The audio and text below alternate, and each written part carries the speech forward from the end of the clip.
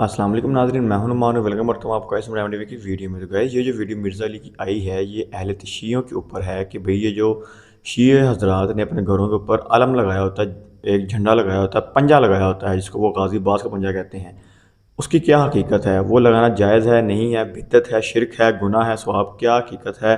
جیسا کہ رجب بٹ کو آج کل آپ بڑی عوام دنیا پوری دیکھ رہی ہے اس کو، تو وہ بھی اہل شیعہ تعلق رکھتا ہے، تو وہ بھی اپنے اس ولاگ کے درمیان میں شروع میں آپ کہیں نا کہ وہ علم کے پاس جا کے جو بھی کرتا ہے وہ پتہ ہی ہے، ٹھیک ہے؟ تو اس بارے میں بات کی جا رہی ہے کہ علم کے بارے میں مرزا علی کیا کہنا ہے، اور پھر مرزا علی نے ایسا کیا اہل شیعوں کو بات کہی ہے؟ اب دیکھتے ہیں کہ اہل شیعوں نے مرزا علی کو کچھ کہا ہے، پھر مرزا علی نے رپلائی دیا، یا مرزا علی پہلے سے شروعات کر رہے ہیں، تو پھر اب اہل شیعوں کو جواب آئے گا۔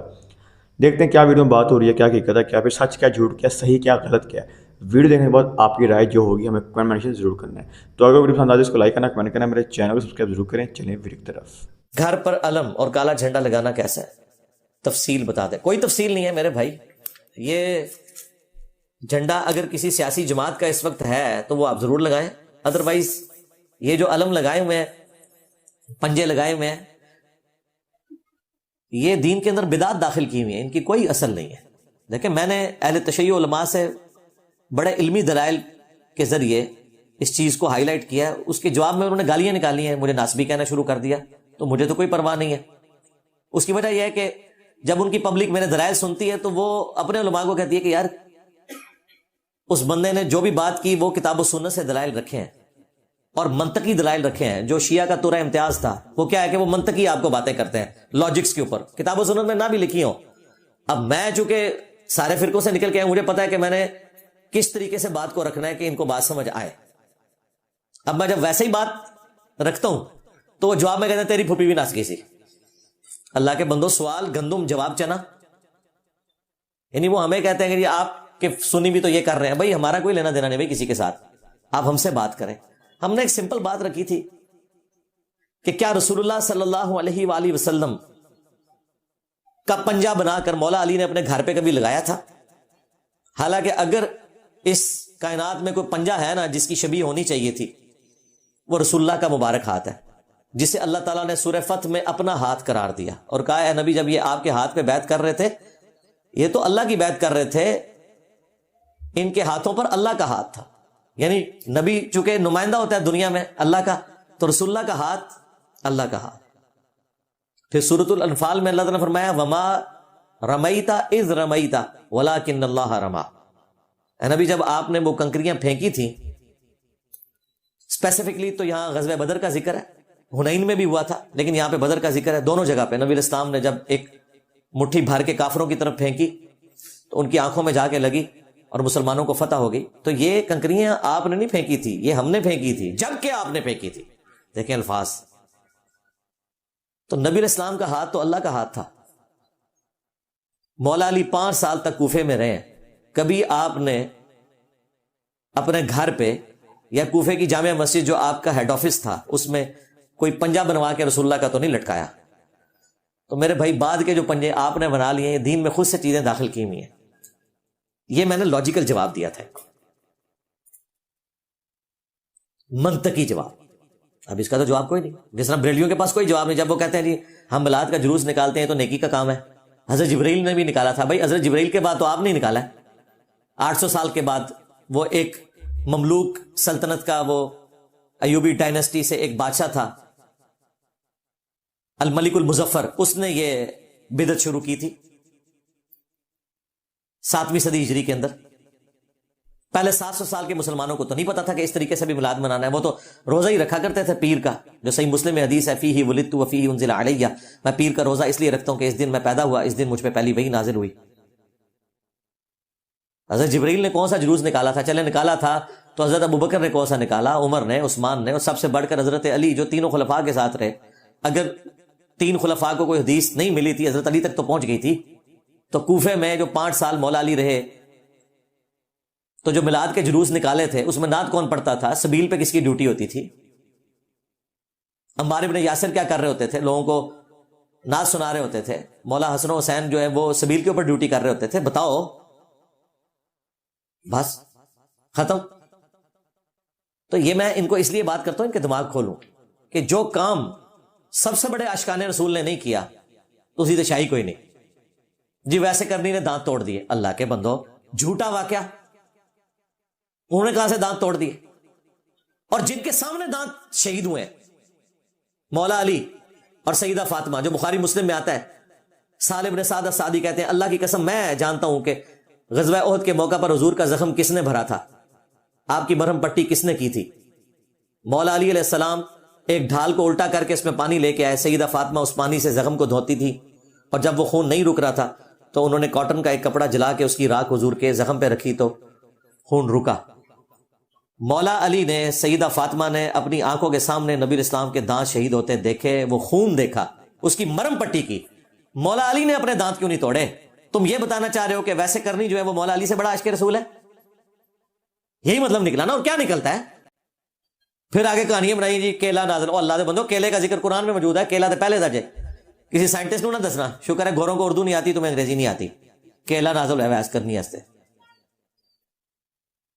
پہلے یہ مسئلہ حل کرو. تم نے ویسے کرنی کا مرتبہ حضرت علی سے فاطمہ سے بڑھا دیا. یہ جھوٹا واقعہ, جعلی واقعہ. اس کے اوپر پورا ماتم کھڑا کیا ہوا.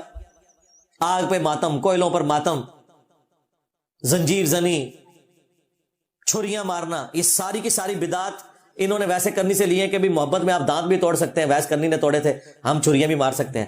جس بنیاد پہ آپ نے یہ سارا معاملہ کھڑا کیا ہے وہ بنیاد ہی جعلی ہے, اور وہ اتنی گستاخانہ ہے کہ آپ مولا علی کو یہ تانا دے رہے ہو کہ بھائی دیکھو ویس تو چوتھے ملے انہیں دند پان لینے, تسی کیوں نہیں پننے, تسی ویک کے بھی اللہ دے بندے ہو دند نہیں پننے اپنے. اب جب میں اس طریقے سے شیعہ کی پبلک کو ڈریس کرتا ہوں نا, وہ جا کے شیعہ کے مولویوں کے, ان کے ذاکرین کے گاٹے فٹ ہو جاتی ہے کہ واقعی گالتے انجینئر تھا. بات تو صحیح ہے, وہ میم میں دیکھا نا انہیں, بات تو صحیح ہے. اب بات تو صحیح ہے, جواب کے دے رکھو. اگر وہ کہتے ہیں کہ حضرت ویسے کرنی نے کام ٹھیک کیا تھا تو لوگ کہتے ہیں پھر مولا علی نے کیوں نہیں کیتا؟ عشق تے پھر ایسی کہ مولا علی بھی پندے دان. تو کیا ویسے کرنی زیادہ عاشق رسول تھے؟ اب یہ بھی نہیں کہہ سکتے, جائیں کدھر؟ بات ہی جعلی ہے. پھر کہتے ہیں انجینئر صاحب کی بات ٹھیک ہے. تو دیکھ لو انجینئر صاحب جتھے پہ جاندے تھے نا, تو پھر وہ اینڈ رزلٹ یہ نکلتا ہے, گالی گلوچ, کوئی علمی دلیل نہیں, کہانیاں. اللہ کا شکر ہے جو قرآن کے دعوے دار تھے انہیں میں نے قرآن کے دلائل کے ذریعے بات کیا, جو سنت کے دعوے دار تھے ان کو میں نے احادیث کے ذریعے اللہ کے فضل سے پچھاڑا, اور جو لوگ صرف لاجکس کے اوپر, منطق کے اوپر ادھر ادھر سے مثالیں, الزامی جواب, اینج ہوتا ہے اینج کیوں نہیں ہو گیا, انہوں نے پھر میں اینج اونج کر کے بھی لمحہ پا لیا. دیکھ لو اینج اونج ہی ہے نا. بریلویوں نے تماشا لگایا تھا, دیکھو جی 2 گھر ہیں, 12 ربیع الاول کا دن ہے, ایک گھر میں جھنڈیاں لگی ہوئی ہیں اور ایک میں کچھ بھی نہیں ہو رہا, بتاؤ عاشق رسول کون ہے؟ اچھا ایک عام آدمی کہتا ہے یار واقعی بات تو ٹھیک ہے, ایک گھر سے ڈیک چل رہا ہے, نعتوں کی آواز آ رہی ہے, جھنڈیاں لگی ہیں, عاشق رسول تو وہی ہے. اب دوسرے بیچارے سہمے میں بیٹھے ہوئے تھے, وہابی بھی اور دیوبندی بھی. پھر میں وچ پہ گیا, میں کہا ادھر آج باباؤں کے بابا تیار ہو جاؤ, ابو آ رہے ہیں. ہاں ابو جو بھی آئے نا, ابو نے کیا چھڑ دے, یہ تو ربیع الاول ہے, 2 مہینے پہلے 10 محرم آیا تھا. ایک گھر میں مجلس ہو رہی تھی اور لوگ اہل البیت کو یاد کر کے رو رہے تھے اور اپنے زوم میں عشق کے اظہار کے لیے ماتم کر رہے تھے, اور دوسرے گھر میں کچھ بھی نہیں ہو رہا تھا, اور یہ میلاد والا گھر تھا جس میں کچھ نہیں ہو رہا تھا. اب بتاؤ میلادیو, تم عاشقان اہل بیت ہو یا شیعہ اہل بیت کے عاشق ہیں؟ کہنا نہیں ہے کوئی عشق دی نشانی تے نہیں نا, یہ ثابت تے کوئی نہیں, تو تیرا بھی ثابت کوئی نہیں, لو سامو. تو جس کو جو پانا فٹ ہوگا ہم کریں گے. ہاں ایسا رینج ہے ساڈے کول جگہ ماسٹر کی ہے. اللہ کے شکر ہے. 10 محرم کے دن کالے کپڑے پہننا کیسا ہے؟ افسوس کی نیت سے نہیں, افسوس کی نیت سے نہ پہنے, ویسے آپ پہنے.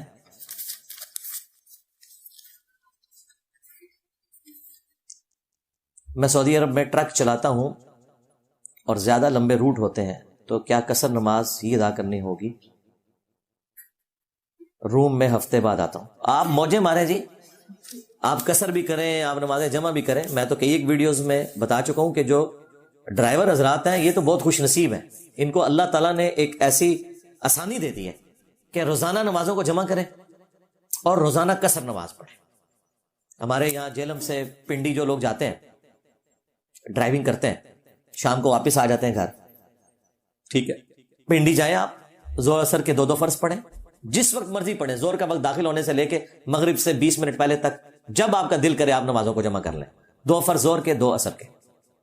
اور راستے میں واپس پہنچتے ہوئے اگر مغرب ہو جاتی ہے اور جہلم کی آپ حدود میں داخل نہیں ہوئے تو راستے میں ہی گاڑی روک کے 3 مغرب کے فرض پڑھیں، 2 عشاء کے پڑھیں. وطر پڑھیں تو اچھی بات ہے، اگر نہیں پڑھنا چاہتے آپ کی اپنی مرضی. اور روزانہ ایسے کریں، چونکہ آپ 1 ہفتے بعد واپس آتے ہیں. 19 دن کے اندر اندر اگر آپ واپس اپنے کمرے میں آ رہے ہیں اور کسی دوسرے شہر میں آپ گئے ہیں تو آپ کی کسر ہی ہوگی. اور ڈرائیور کی تو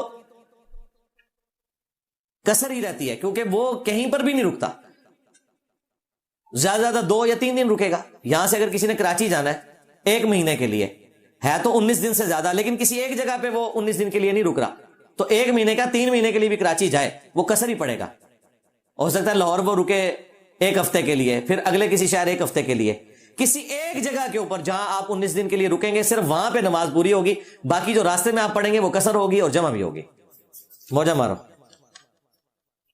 کیا فرض نماز کے لیے اقامت کہنا ضروری ہے اگر اکیلے نماز پڑھیں؟ ضروری تو نہیں، لیکن افضل ہے، سنت عمل ہے. جتنی دفعہ آپ جماعت کروائیں اقامت کہیں. اکیلا بھی جب نماز کوئی پڑھے فرض تو اقامت کہہ لیں اور جماعت کی طرح نماز پڑھیں. اگر کوئی شخص جماعت سے رہ گیا، اسے جماعت نہیں مل رہی، کوئی اور بھائی بھی نہیں، تو اکیلا جماعت کروا لے. سنن نسائی میں حدیث ہے، تیرے رب کو اس گڈریے پہ بڑا پیار آتا ہے جو پہاڑ کی چوٹی پر اکیلا اذان اور اقامت کہہ کر جماعت قائم کرتا ہے. اکیلا بھی جماعت. اب جو لوگ پہاڑ کی چوٹیوں پہ اپنے ریوڑ لے کے گئے ہوئے ہیں، اس طریقے سے مویشی چرانے والے جو لوگ ہیں، ظاہر ہے وہ تو مسجد میں نماز نہیں پڑھ سکتے، انہوں نے تو وہیں نماز پڑھنی ہے، ان کی تو روزانہ پھر جماعت رہ جائے گی، تو وہ اکیلے جماعت قائم کریں گے. اس کا طریقہ یہ ہے کہ جس طرح امام نماز پڑھتا ہے اس طرح آپ نماز پڑھیں گے.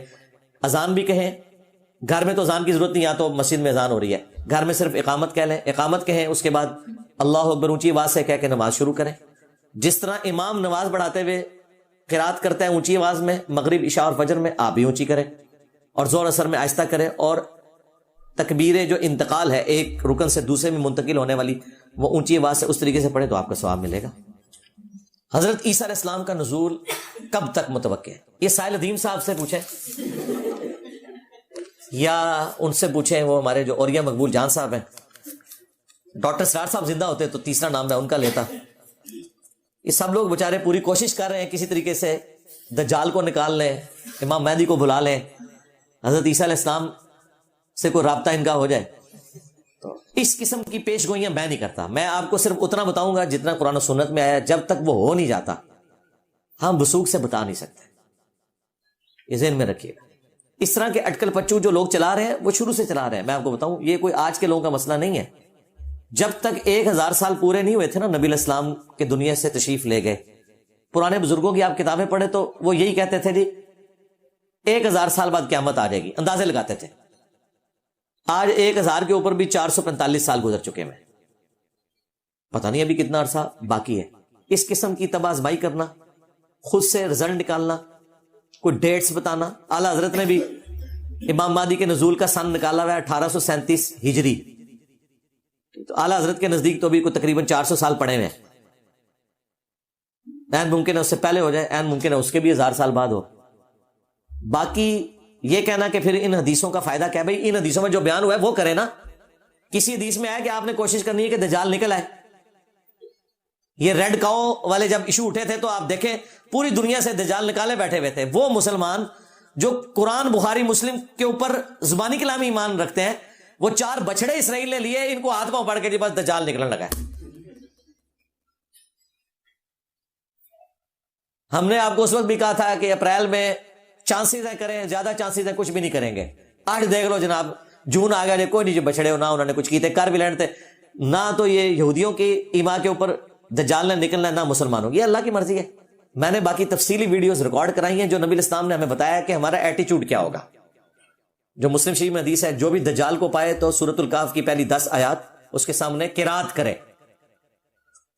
اس کے سامنے کو درس قرآن نہیں کرنا، نہ درس حدیث کرنا ہے، بس یہ پڑھنا ہے. اگر سامنا ہو جائے، خود نہیں سامنے آنا اس کے. تو جب تک وہ نکلا نہیں ہے تو میں اب کیا آپ لوگوں کو ٹریننگ کراؤں؟ میں ٹریننگ یہی کرواؤں گا کہ سورۃ الکہف کی آپ پہلی 10 آیات یاد کر لیں. یہ میں آپ کو بتاؤں گا. نکلنے کا سن نہیں بتا سکتا. باقی اس فتنے سے متعلق آگاہی ضرور بتا سکتا ہوں، لیکن آپ کو اس میں کوئی انٹرسٹ نہیں جب تک میں نکال کے آپ کے سامنے نہ لے آؤں. یہ کام میں نہیں کر سکتا. باقی عیسیٰ ابن مریم دنیا میں آئیں گے, اس پہ میری کئی ویڈیوز ریکارڈ ہیں, آپ دیکھیں. دجال کے اوپر, امام مہدی کے اوپر, قرب قیامت کی نشانیوں کے اوپر. نشانیاں ضرور بتائیں گے, نشانیاں کب پوری ہوں گی یہ ہم نہیں بتا سکتے جب تک ہو نہ جائے. مجھے بتائیں, بخاری مسلم میں تھا, نبی علیہ السلام نے کہا تھا قیامت اس وقت تک قائم نہیں ہوگی جب تک کہ تم جو چپٹے چہرے والے لوگ ہیں, جو بالوں کے بنے ہوئے جوتے استعمال کریں گے, یعنی کہ تاتاری منگول, ان کے ساتھ تم قتال نہ کرو. قیامت اس وقت تک قائم نہیں ہوگی, تم ان کے ساتھ قتال کرو گے. کسی محدث نے یہ بتایا تھا کہ یہ کب آئیں گے منگول؟ حدیثیں لکھتے رہے سارے. وہ جا کے پھر 5ویں صدی ہجری کے اندر جا کے ان کا فتنہ بڑے لیول کے اوپر سامنے آیا, اور پھر اللہ تعالیٰ نے اس امت کو نجات دی. تو اس طریقے سے کوئی وثوق کے ساتھ بتا نہیں سکتا. ہاں, آج آپ ہم سے پوچھ سکتے ہیں کہ کون سی قیامت کی نشانیاں پوری ہو چکی ہیں ماضی میں. سب سے بڑی نشانی نبی علیہ السلام کا دنیا میں آنا. مسلم شریف میں حدیث ہے, میں اور قیامت اس طرح ساتھ بھیجے گئے جس طرح یہ 2 انگلیاں. کیونکہ ہزاروں لاکھوں سال کی انسانی تاریخ میں آخری پیغمبر کا آنا خود قیامت کی نشانی ہے, کیونکہ اب اس کے بعد قیامت آئے گی, کوئی اور پیغمبر نہیں آئے گا. اس لیے حضور کہتے تھے میں اور قیامت اس طرح ساتھ ہے. دیکھیں نبی علیہ السلام اور قیامت اس طرح ساتھ ہے, پھر بھی 1450 سال گزر چکے تھے. دیکھ لو کوئی گیپ نہیں. اور میں کتوں صاحب لاواں جب حضور کہہ رہے ہیں میں اور قیامت اس طرح ساتھ ہیں جس طرح یہ 2 انگلیاں, شہادت کی اور درمیان والی انگلی آپ جوڑتے تھے. صحیح مسلم 2005 نمبر 2005 نمبر حدیث ہے. جب حضور اس طرح جوڑ رہے تھے, اس میں تو کوئی گیپ نہیں ہے, پھر بھی 1450 سال گزر گئے. میں تو انہوں کی تو تاریخ لا کے دسا. پھر قرآن میں آیا اقتربت الساعہ وانشق القمر, قریب آ گئی قیامت اور چاند ہو گیا 2 ٹکڑے. چاند کا 2 ٹکڑے ہونا نبی علیہ السلام کے لیے معجزہ ظاہر ہونا, یہ بھی قیامت کی نشانی ہے, کیونکہ آخری پیغمبر آئے. یہ نشانیاں پوری ہو چکی ہے. منگولوں سے جو مسلمانوں کی لڑائیاں ہونی تھی وہ پوری ہو چکی ہیں. باقی جو بڑی 10 نشانیاں مسلم شریف میں آئی, کچھ بخاری میں بھی ذکر ہوئی, یاجوج ماجوج کا نکلنا, دابت الارض کا نکلنا, عیسیٰ ابن مریم کا نزول, مغرب سے سورج کا نکلنا, یہ وہ نشانیاں جو ابھی ظاہر نہیں ہوئی. یعنی جو آپ کے مطلب کیے نا ان میں سے بھی کوئی بھی ظاہر نہیں ہوئی ہے. ہو سکتا ہے کچھ عرصے بعد مولوی کہ انجینئر صاحب خود قیامت کی نشانیوں میں سے ایک ہے. کہتے ہیں نا فتنہ آ گیا جی, قیامت نیڑے ہے جی, قیامت نیڑے ہے جی. جب کبھی مسلمانوں پہ کوئی برا وقت آتا ہے تو قیامت نزدیک ہو جاتی ہے ان کی, بجائے اس کے لیے کوئی ایفرٹ پٹ کریں, اس طرح کہہ کے اپنے آپ کو تسلی دے لیتے ہیں. لے جی, آپ کا یہ پورا تھدا اللہ کے فضل سے میں نے مکمل کر دیا ہے. جو پرچیاں میرے ممبر پہ بیٹھنے سے پہلے آئی تھیں, الحمدللہ میں نے ساری پرچیاں پڑھ کے کوشش کی ہے کہ مختصر وقت میں آپ کو ورڈی دے دی جائے. باقی یوٹیوب کے اوپر اتنا کچھ رکھا ہوا ہے, آپ جو سوال سوچیں گے رومن میں ٹائپ کریں, نہ دن دیکھیں نہ رات دیکھیں, یوٹیوب پہ لکھیں, ہم حاضر ہو جائیں گے. کیا حکم ہے میرے آقا, آپ کے سامنے ہوں گے. ایک نہیں, ایک ٹاپک پہ سینکڑوں ویڈیوز.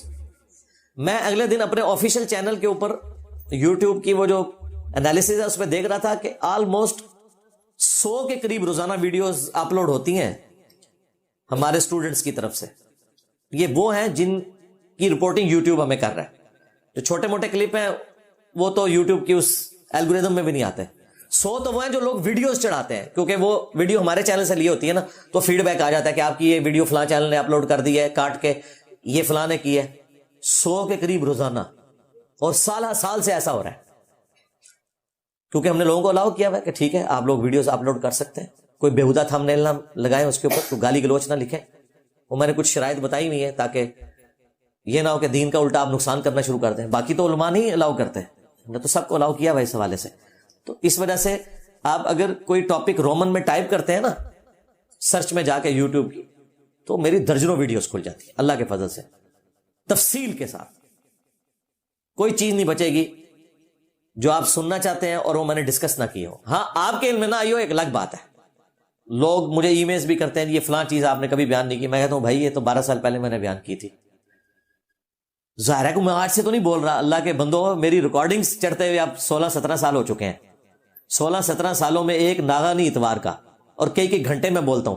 اس کے علاوہ جو اسپیشل پروگرام ہے, پوڈ کاسٹ بھی آپ دیکھیں کتنی ہے, کوشچن آنسر سیشن پوری رات کے 6-7 گھنٹے کے, ان میں سے کلپ لاکھوں کی تعداد میں بنے. اتنا کچھ بولا ہوا ہے کہ یہ کوئی ایسا ٹاپک آپ بتا نہیں سکتے کہ جس کے اوپر میں نے ڈسکشن نہ کی ہو. کئی ایک ٹاپکس تو میں نے اس وقت ڈسکس کیے تھے جب آپ کے لیے وہ اہمیت کے حامل بھی نہیں تھے. جب وہ بعد میں اہمیت کے حامل ہوئے، مثلا اسٹیبلشمنٹ کا سیاست میں لچ فرائی کرنا، یہ میں نے اس زمانے میں کیا جب آج جو لوگ اسٹیبلشمنٹ کو گالیاں نکال رہے ہیں یہ لوگ خود اسٹیبلشمنٹ بنے ہوئے تھے. تو میں نے اس وقت کیا. اب لوگ تازہ تازہ ہوئے ہیں، وہ کہتے ہیں انجینئر صاحب دیکھو نا تسی نہیں بول دے ہو، اللہ جو بندے ہو اسی تو اردو بول دے رہے ہیں، جا کے دیکھو. آپ کو نہیں پتا، ویڈیوز میں جا کے دیکھیں.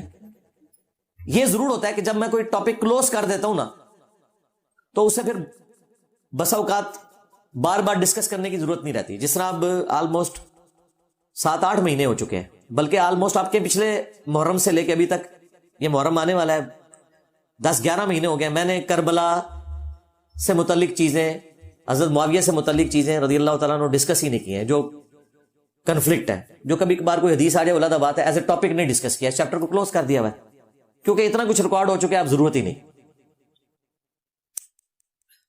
توحید کے اوپر بھی دعا صرف اللہ ہی سے 2012-13 میں ریکارڈ کروایا تھا. اس کے بعد 2017-18 میں میں نے توحید کے اوپر جب دوبارہ قرآن کلاسز آئیں تو 3 لیکچرز دیے، پھر یہ چیپٹر کلوز ہو گیا. پھر پچھلے دنوں یہ شیطانی توحید ایک ایشو انہوں نے اٹھایا تو میں نے اسے ڈسکس کیا. یا ابھی یہ باپا جانی کی ایک ویڈیو آئی جس میں وہ 3 مریدین سامنے کھڑے ہو کے رو رہے ہیں اور اس کو منی گاڈ بنایا ہوا ہے، تو اسے میں نے ریبٹل کیا پچھلے اتوار کو، چونکہ وہ لمبی ویڈیو تھی اس پہ ریفرنس لگنے باقی، اس لیے ابھی تک وہ اپلوڈ نہیں ہوا اسپیشل لیکچر، 2 گھنٹے سے زیادہ کا. جب کبھی کوئی بڑا ایشو ہے تو میں بولتا ہوں، ادروائز وہ چیپٹر کلوز ہوتے ہیں. اب آپ مجھ سے نماز کا طریقہ پوچھیں، ہزاروں ادھر پرچیاں بھیجیں، میں نہیں طریقہ بتاؤں گا، میں کہوں گا میرا پریکٹیکل ریکارڈ ہے. وہ ریکارڈ کروائے ہوئے بھی 4-5 سال ہو چکے ہیں. بار بار تو میں نے ریکارڈنگ نہیں کروانی. میری کوشش ہوتی ہے میں کرنٹ افیئر ڈسکس کروں. ہاں کرنٹ افیئر کوئی ہو اور اس میں کوئی پرانی بات ریپیٹ ہو رہی ہو وہ میں ضرور کر دوں گا، کیونکہ وہ پھر دوبارہ سے نئی ہو جاتی ہے. دیکھیں کس سے آدم اور ابلیس قرآن میں 1 دفعہ آنا کافی تھا، 7 دفعہ آیا، کیونکہ ان 7 صورتوں میں ضرورت پڑی کہ اس بات کو دوبارہ سے ذکر کیا جائے. اس طرح کرنٹ افیئر میں جہاں کہیں ضرورت پڑتی ہے نا، پھر میں پرانی باتیں بھی ریپیٹ کر دیتا ہوں یاد دہانی کے لیے. جب کبھی کوئی مولوی میرے اوپر کلپ بنائے گا صراط الذین انعمت علیہم کہہ کے، تو میں پھر صراط الذین انعمت علیہم کی بنیاد کے اوپر ان کے بابوں کا پوسٹ مارٹم کروں گا، اور ظاہر ہے اس میں پھر میں وہی باتیں کروں گا جو کرتا ہوں.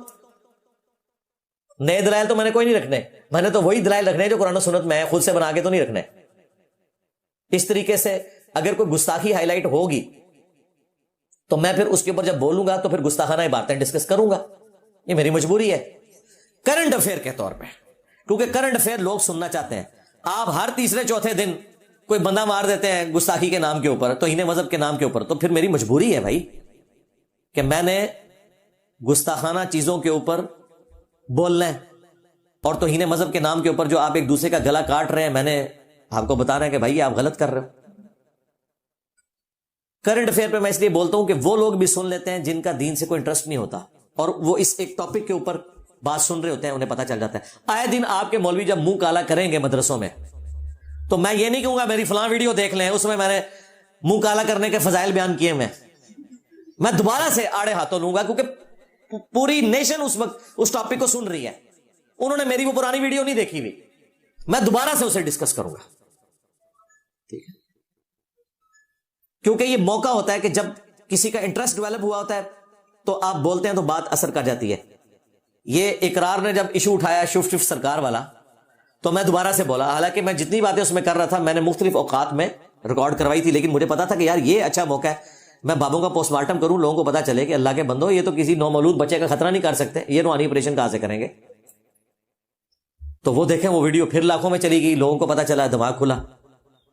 تو مجھے تلاش ہوتی ہے ہر ہفتے کہ کوئی ایسی چیز پبلک میں مذہبی خبر کے طور پر آئے اور میں اسے ڈسکس کروں، اور اس کی بنیاد کے اوپر میں آپ کو دین کی وہ باتیں بتاؤں جو آپ کے علم میں اگر پہلے نہیں تھیں تو آپ آ جائیں، اور اگر پہلے تھیں تو دوبارہ سے تازہ ہو جائیں، اور آپ کو ایک موقع مل جائے دین کی دعوت پیش کرنے کا.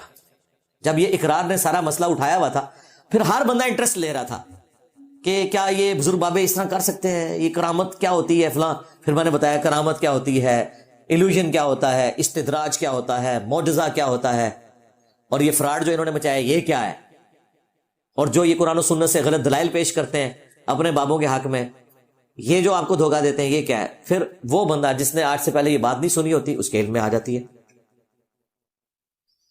ابھی اس ہفتے اور بھی کئی چیزیں تھیں، لیکن چونکہ ہمارے پاس اب ٹائم مینج کرنا مشکل ہوتا ہے اس لیے میں ایک کرنٹ افیئر ہی ایک دفعہ ڈسکس کروں گا ایک ویک میں. اس ویک میں ایک دو اور کرنٹ افیئر تھے وہ میں اگلے ویک کے لیے اب ٹرانسفر کر رہا ہوں. اگر خدا نہ خواستہ کوئی اور بڑا مسئلہ نہ کھڑا ہو گیا تو پھر وہ اس سے اگلے چلا جائے گا. یوں کرتے کرتے بعض اوقات زیادہ امپورٹنٹ چیز کو میں پہلے ڈسکس کر لیتا ہوں, جس کو مجھے اندازہ ہے کہ اسے پینڈنگ میں ڈالا جا سکتا ہے, اس کو میں پھر بعد میں ڈسکس کرتا ہوں. ابھی بھی کئی ایک ویڈیوز پڑی ہوئی ہیں. ایک دعوت اسلامی کے مفتی نے باقاعدہ بابت شاہی کوئی نہیں اس کے اوپر پورا پروگرام کیا ہے مدنی چینل کے اوپر.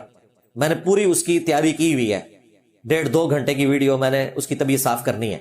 اگرچہ میں پہلے کر چکا ہوں لیکن اب موقع ملے گا, مدنی چینل پہ مجھے ڈسکس کیا تو میں پھر اس کو جواب دوں گا, کیونکہ یہ ایک اچھا موقع ہوتا ہے ان لوگوں تک بات پہنچانے کا جو اس وقت سننا چاہ رہے ہوتے ہیں, پہلے اس کو ٹاپک نہیں بنا رہے ہوتے. کرنٹ افیئر جو ہے نا وہ ہماری انشاءاللہ تعالی ساتھ ساتھ ہوں گی. باقی یہ جو لوگ گلا کرتے ہیں جی کرنٹ افیئر اپلوڈ ہوتا ہے تو باقی ویڈیو لیٹ کیوں آ رہی ہے, باقی ویڈیو میں ظاہر ہے وہی باتیں مختلف انداز میں مختلف لوگ پوچھ رہے ہوتے ہیں, اس لیے ہم وہ مجلس تھوڑے عرصے بعد اپلوڈ کرتے ہیں, جو ترتیب میں ہم نے ہفتے میں ایک مجلس اپلوڈ کرنی ہوتی ہے, ورنہ لوگ اکتا جاتے ہیں. یہ بعض لوگوں کو چینلز کا شوق ہے, روزانہ 3-3 4-4 ویڈیو چڑھاتے ہیں. ہمارے تو آفیشیل چینل سے 2 یا 3 دن, بعض کا 4 دن کے بعد ایک ویڈیو اپلوڈ ہوتی ہے. زبردستی تو نہیں کرنی, اتنی ویڈیوز اپلوڈ ہے, پرانی ویڈیوز دیکھیں. پھر ایک ویڈیو ہماری 1 گھنٹے 2 گھنٹے 3 گھنٹے کی ہوتی ہے, تسلی سے اسے دیکھیں, اس کو سمجھیں.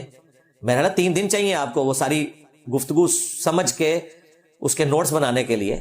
یہ ضروری نہیں کہ ہم روزانہ کوئی ایک چھوٹا سا کلپ چڑھا دیں. چھوٹے کلپ جو ہیں وہ ٹک ٹاک پہ انسٹاگرام پہ ہی اچھے لگتے ہیں, مزے لینے کے لیے, میمز کے لیے. باقی اگر آپ نے کوئی بات سمجھنی ہے تو وہ کم از کم آپ کو 1-1.5-2 گھنٹے میں بات سمجھ آتی ہے, کیونکہ اتنے زیادہ شیطان نے وسوسے ساتھ جوڑ دیے ہیں کہ آپ کو بریف کرنے پڑتے ہیں.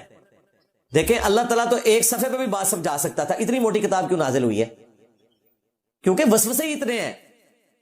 یہ جو 700-800 صفحوں کی کتاب ہے اسی لیے ہے کہ ہر چیز کو کور کرنا ہے. اگر اللہ تعالیٰ اپنی بات سمجھانے کے لیے 700-800 صفحوں کو استعمال کرتا ہے تو ہمیں بھی میرے بھائی 7-8 جملوں میں نہیں بات پہنچانی آئے گی آپ کو.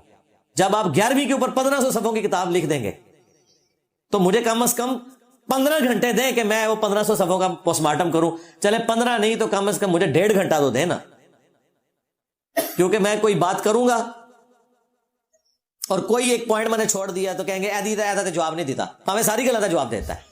تو میں پھر کچھ چھڑتا نہیں جائے, ہر ایک بات کا جواب دیتا ہوں تاکہ شیطان کہیں سے داخل نہ ہو سکے.